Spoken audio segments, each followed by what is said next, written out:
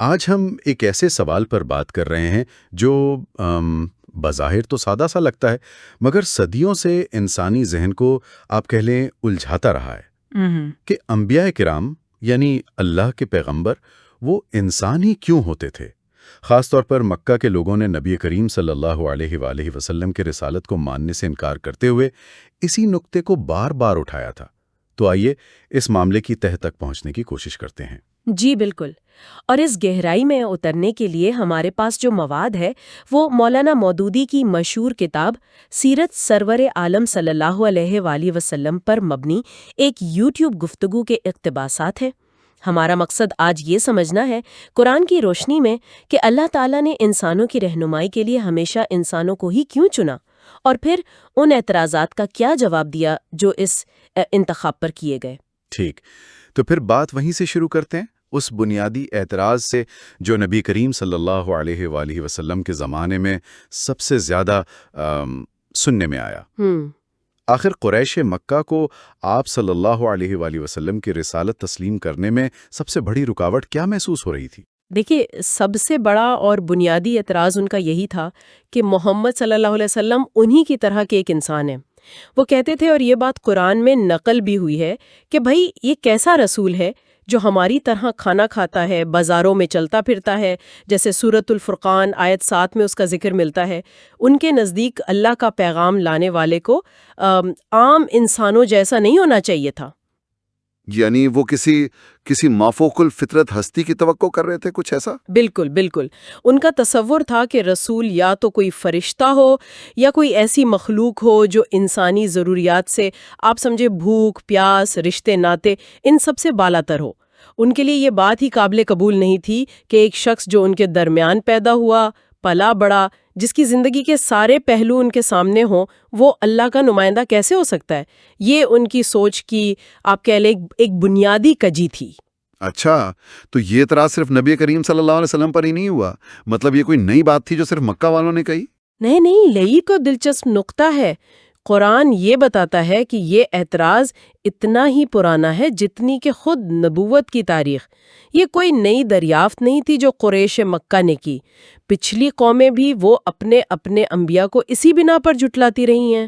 اچھا، اس کی کچھ مثالیں ہیں ذرا میں؟ جی بالکل، قرآن اس معاملے میں بڑا واضح ہے۔ مثلاً حضرت نوح علیہ السلام کو ان کی قوم کے سرداروں نے کیا کہا؟ انہوں نے کہا، یہ شخص تو تم جیسا ہی ایک بشر ہے، یہ تو تم پر اپنی بڑائی قائم کرنا چاہتا ہے۔ اگر اللہ کو رسول بھیجنا ہوتا تو وہ فرشتے بھیجتا۔ یہ بات تو ہم نے اپنے باپ دادا سے کبھی نہیں سنی کہ کوئی انسان رسول بن کر آئے۔ یہ سورۃ المؤمنون آیت 24 میں ہے۔ اور کم و بیش یہی رویہ قوم عاد کا حضرت ہود علیہ السلام کے ساتھ تھا، قوم سمود کا حضرت صالح علیہ السلام کے ساتھ رہا۔ اچھا، وہ سب یہی کہتے تھے کہ یہ تو ہماری ہی طرح کھاتا پیتا بشر ہے، اگر ہم نے اپنے جیسے بشر کی بات مان لی تو بس برباد ہو جائیں گے۔ اس کے اشارے سورۃ المؤمنون آیات 33-34 اور سورۃ القمر آیت 24 میں ملتے ہیں۔ گویا یہ ایک مستقل بہانہ تھا ہر دور کے منکرین کے پاس۔ آپ کہہ سکتے ہیں تقریباً ہر نبی کو اپنے جیسا بشر ہونے کا طعنہ سننا پڑا، جس پر انبیاء کا جواب بھی قرآن نے نقل کیا ہے، جو بڑا معنی خیز ہے۔ وہ فرماتے تھے، واقعی ہم تمہاری طرح کے بشر ہی ہیں، مگر اللہ اپنے بندوں میں سے جس پر چاہتا ہے اپنا فضل یعنی وحی فرماتا ہے۔ یہ سورۃ ابراہیم آیات 10-11 میں ہے۔ وحی سے مراد ظاہر ہے وہ خاص علم اور ہدایت ہے جو اللہ اپنے منتخب بندوں کو براہ راست عطا کرتا ہے۔ اس کا مطلب تو یہ ہوا کہ پیغمبر کو انسان ماننے میں جو ہچکچاہٹ تھی وہ لوگوں کی گمراہی کی ایک بڑی وجہ بنی؟ یقیناً یہ ایمان لانے میں، آپ کہہ لیں، سب سے بڑی رکاوٹ ثابت ہوئی۔ قرآن ایک جگہ کہتا ہے کہ لوگوں کے پاس جب ہدایت آئی تو انہیں ایمان لانے سے کس چیز نے روکا؟ صرف اس خیال نے کہ کیا اللہ نے بشر کو رسول بنا کر بھیج دیا۔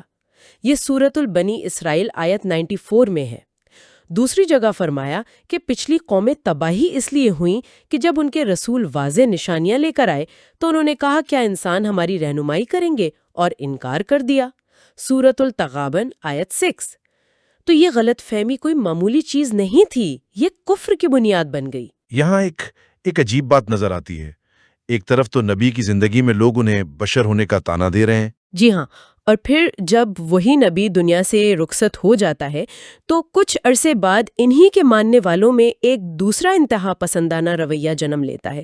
وہ انہیں بشریت سے اتنا بلند کر دیتے ہیں کہ خدائی صفات شامل کرنے لگتے ہیں۔ کوئی انہیں خدا کا بیٹا بنا دیتا ہے، کوئی اوتار مان لیتا ہے، یا یہ عقیدہ گھڑ لیتا ہے کہ خدا ان میں حلول کر گیا تھا، یعنی نعوذ باللہ خدا انسانی شکل میں ان کے اندر آ گیا تھا۔ اللہ اکبر۔ یہ بڑا عجیب تضاد ہے، پہلے بشر ہونے پر اعتراض، بعد میں بشر ماننے سے ہی انکار۔ ایسا لگتا ہے کہ کم علم لوگوں کے لیے بشریت اور پیغمبری کا اجتماع یہ ہمیشہ ایک الجھن ہی رہا ہے۔ تو پھر اس الجھن کا صاف اور سیدھا حل کیا ہے؟ اللہ کا مستقل طریقہ یا اصول کیا رہا ہے اس معاملے میں؟ قرآن اس حوالے سے بالکل ٹوک ہے۔ اللہ کا قانون یہی ہے کہ انسانوں کی ہدایت کے لیے ہمیشہ انسان ہی رسول بنا کر بھیجے گئے ہیں، اس میں کوئی ابہام نہیں۔ اچھا، اور اس اصول کے حق میں قرآن کیا دلائل دیتا ہے؟ کئی پہلوؤں سے بات واضح کی گئی ہے۔ اول تو یہ بتایا گیا کہ نبی کریم صلی اللہ علیہ وآلہ وسلم سے پہلے جتنے بھی انبیاء گزرے وہ سب بھی انسان ہی تھے۔ ان پر وحی آتی تھی، وہ کھانا کھاتے تھے، اور وہ ہمیشہ زندہ رہنے والے نہیں تھے۔ قرآن کہتا ہے، ہم نے تم سے پہلے بھی انسانوں ہی کو رسول بنا کر بھیجا تھا جن کی طرف ہم وحی کیا کرتے تھے۔ اگر تم لوگ خود نہیں جانتے تو علم والوں یعنی پچھلی کتابوں کے جاننے والوں سے پوچھ لو۔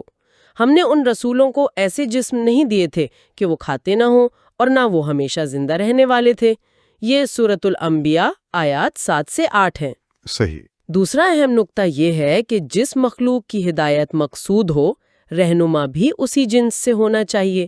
اگر زمین پر انسانوں کے بجائے فرشتے چل پھر رہے ہوتے تو ان کی رہنمائی کے لیے یقیناً کوئی فرشتہ ہی رسول بنا کر بھیجا جاتا۔ یہ سورت بنی اسرائیل آیت 95 میں ہے۔ چونکہ زمین پر انسان بستے ہیں اس لیے ان کی رہنمائی کے لیے ایک انسان ہی سب سے موزوں نمونہ بن سکتا ہے۔ اور ایک تیسرا نقطہ بھی تھا غالباً بستیوں کے حوالے سے۔ تم سے پہلے ہم نے جو پیغمبر بھی بھیجے تھے وہ سب انسان ہی تھے اور انہی بستیوں کے رہنے والوں میں سے تھے جن کی طرف ہم وہی بھیجتے رہے ہیں۔ اس میں انہی بستیوں کے رہنے والوں پر زور ہے۔ لوگ اکثر اپنے جانے پہچانے آدمی کو جو ان کے بیچ ہی رہتا سہتا ہو اسے اچانک اللہ کا نبی ماننے میں جھجکتے ہیں، مگر اللہ کا طریقہ یہی رہا ہے کہ وہ اسی قوم اور معاشرے کے فرد کو چنتا ہے تاکہ وہ ان کی زبان، ان کے مسائل اور ان کی نفسیات کو سمجھتا ہو۔ اسی آیت میں آگے کچھ آثار کا بھی ذکر ہے، کھنڈرات کا۔ بالکل، اسی آیت میں آگے قریش کو یاد دلایا گیا ہے کہ تم لوگ اپنے تجارتی سفروں میں قوم عاد، سمود، قوم لوط وغیرہ کی تباہ شدہ بستیوں کے قریب سے گزرتے ہو۔ یہ کھنڈرات تمہیں کیا یاد دلاتے ہیں؟ یہ کہ جنہوں نے اپنے بشری پیغمبروں کو جھٹلایا ان کا انجام کیسا ہوا۔ یہ صرف تاریخ نہیں، یہ عبرت کا نشان ہے۔ یہ بات تو واضح ہو گئی کہ اللہ کا اصول کیا ہے۔ اب آتے ہیں خود نبی کریم صلی اللہ علیہ وآلہ وسلم کی طرف۔ جب آپ صلی اللہ علیہ وآلہ وسلم پر یہ اعتراضات کیے گئے تو قرآن نے آپ صلی اللہ علیہ وسلم کی زبان سے اس کا کیا جواب دلوایا؟ اس کا ایک بڑا جامع اور آپ کہہ لیں خوبصورت جواب سورۃ الانعام کی آیت 50 میں ملتا ہے۔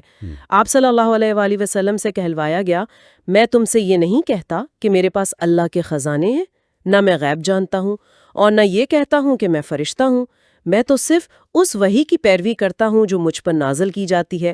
پھر آپ صلی اللہ علیہ وآلہ وسلم سے کہا گیا کہ ان سے پوچھو، کیا اندھا اور آنکھوں والا برابر ہو سکتے ہیں؟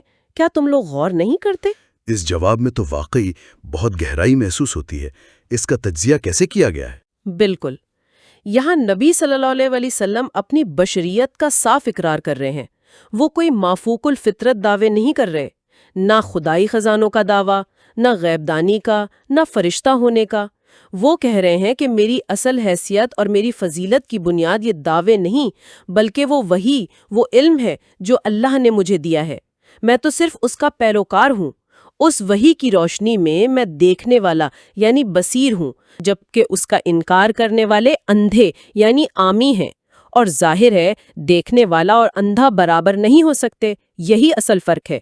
تو اصل مقابلہ بشریت اور غیر بشریت کا نہیں رہا بلکہ علم اور جہالت کا ہے۔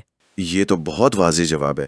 اچھا، کچھ اور مخصوص اعتراضات بھی تھے جو ذرائع میں بیان ہوئے ہیں، جس سے نبی کے بیوی بچے کیوں ہیں، اس قسم کا اعتراض؟ جی ہاں، یہ اعتراض بھی اسی آپ کہہ لیں بنیادی غلط فہمی کا شاخسانہ تھا کہ نبی کو عام انسانی تعلقات اور ضروریات سے پاک ہونا چاہیے۔ اس پر سورۃ الرعد آیت 38 میں جواب دیا گیا، تم سے پہلے بھی ہم بہت سے رسول بھیج چکے ہیں اور ان کو ہم نے بیوی بچوں والا ہی بنایا تھا۔ گویا یہ کوئی انوکھی بات نہیں جو صرف محمد صلی اللہ علیہ وسلم کے ساتھ پیش آئی ہو، یہ تو انبیاء کی سنت رہی ہے۔ اور وہ جو طنز کے انداز میں کہتے تھے کہ بھئی اگر خدا کو بھیجنا ہی ہوتا تو فرشتے بھیجتا، تم تو انسان ہو، ہم تمہیں نہیں مانتے۔ ہاں، یہ تنزیہ انکار بھی تھا، جیسے سورہ فصلت یعنی ہم السجدہ کی آیت 14 کے سیاق و سباق سے معلوم ہوتا ہے۔ وہ کہتے تھے ہمارا رب چاہتا تو فرشتے اتار دیتا، لہٰذا ہم تو تمہاری لائی ہوئی بات کو نہیں مانتے۔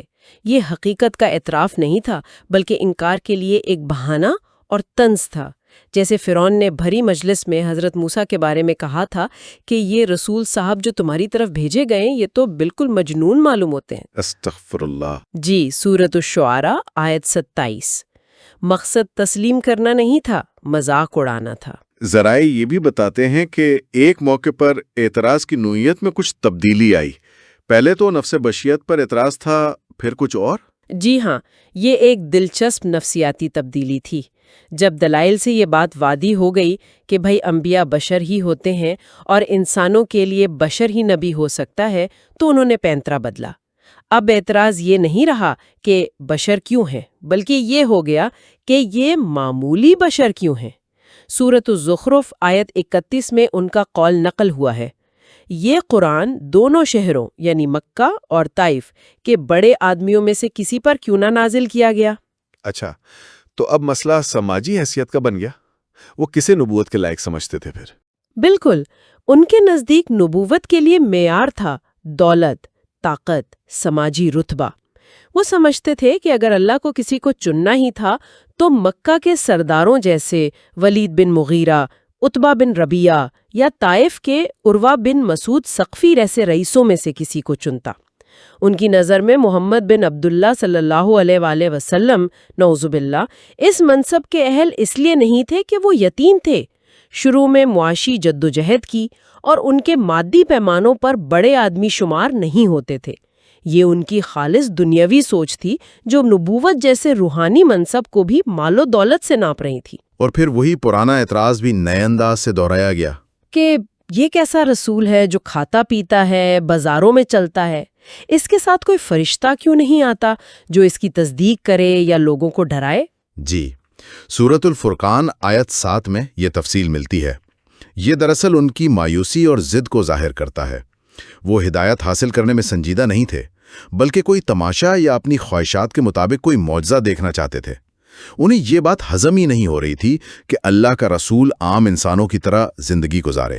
تو قرآن نے اس بار بار دہرائے جانے والے اعتراض کا کیا جواب دیا؟ سورۃ الفرقان ہی میں آگے آیت 20 میں بڑا خوبصورت جواب دیا گیا۔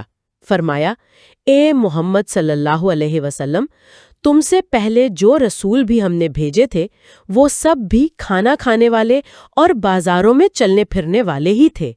دراصل ہم نے تم لوگوں کو ایک دوسرے کے لیے آزمائش کا ذریعہ بنا دیا ہے۔ کیا تم صبر کرتے ہو؟ تمہارا رب سب کچھ دیکھ رہا ہے۔ اچھا، اس جواب میں ایک لطیف اشارہ بھی ہے کہ اے قریش، تم جن پچھلے انبیاء نوح، ابراہیم، اسماعیل، موسیٰ علیہ السلام کو مانتے ہو اور ان کا احترام کرتے ہو، کیا وہ بشر نہیں تھے؟ کیا وہ کھاتے پیتے نہیں تھے؟ کیا وہ بازاروں میں نہیں چلتے تھے؟ اگر ان کی بشریت پر تمہیں اعتراض نہیں تو محمد صلی اللہ علیہ وسلم کی بشریت پر یہ انوکھا اعتراض کیوں؟ یہ وہی بات ہے جو سورۃ الانبیاء آیات 7-8 میں کہی گئی تھی، جس کا ہم نے پہلے ذکر کیا۔ گویا ان کے اپنے مانے ہوئے اصول ہی ان کے اعتراض کے خلاف جا رہے تھے۔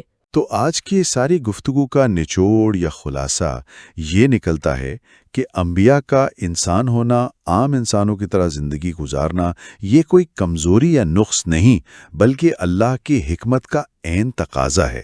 کفار کے اعتراضات نئے نہیں تھے، بلکہ ایک تاریخی تسلسل تھے جو غلط فہمی اور دنیاوی سوچ پر مبنی تھے۔ اور قرآن نے واضح دلائل سے اس بات کو ثابت کیا کہ انسانوں کی عملی رہنمائی کے لیے ان جیسا ہی ایک انسان بہترین نمونہ بن سکتا ہے۔ بالکل درست۔ اور آخر میں ایک نقطہ سامعین کے غور و فکر کے لیے چھوڑتے ہیں۔ کیا انسانوں میں سے ہی رسول بھیجنے میں یہ گہری حکمت پوشیدہ نہیں کہ وہی انسانوں کی نفسیات، ان کی ضروریات، ان کی کمزوریوں، ان کے جذبات اور ان کے مسائل کو سب سے بہتر طور پر سمجھ سکتا ہے؟ ایک فرشتہ شاید قانون تو بتا دیتا، مگر وہ عملی زندگی میں درپیش چیلنجز کا سامنا کرنے کا نمونہ کیسے بنتا؟ شاید اسی لیے اللہ نے ہمیشہ انسانوں کو ہی انسانوں کا رہبر چنا، تاکہ وہ صرف نظری رہنما نہ ہوں بلکہ عملی مثال بھی ہوں۔ اس پر مزید سوچا جا سکتا ہے۔